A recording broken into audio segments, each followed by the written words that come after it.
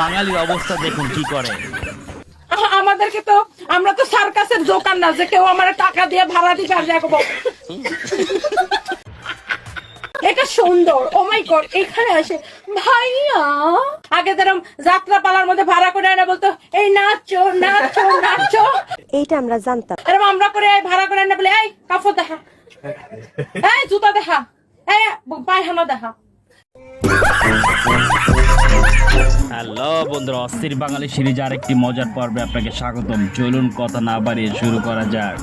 তুমি তো রোজা রাখো না, না সেহরির সময় তোমাকে ভিডিও করে পাঠাইতে হবে। এই যে দেখো আমি সেহরি করতেছি, আমি রোজা রেখেছি, ইফতারের সময় দেখাইতে হবে আল্লাহ আমার দোয়া কবুল করো, আমি রোজা রেখেছি।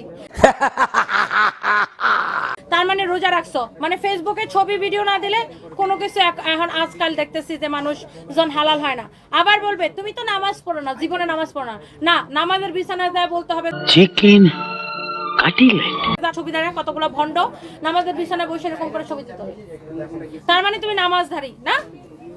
মানে ছবি না দিলে কোনো কিছু হালাল হয় না। এত বড় টিপ পড়ছেন কেন? পুরাই হিন্দু লাগতেছে।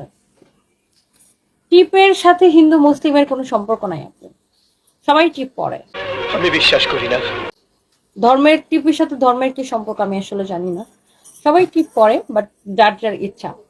I like it. অনলাইনে ব্যবসা করতে আসলে সবাইকে ব্লাউজ দেখাইতে হয়। তোমার ব্লাউজটা দেখো, এই যে দেখো না, এই যে এটা আমার ব্লাউজের ডিজাইন। আগে রিক্সা চালাতো, এন্ড এটা আমার নিজের এই ডিজাইনটা দেওয়া, মানে জাস্ট একটু কয়েকটা মানে জগাক্সের পাকা একটা বানাইছে। By the way, thank you so much. ছি ছি ছি।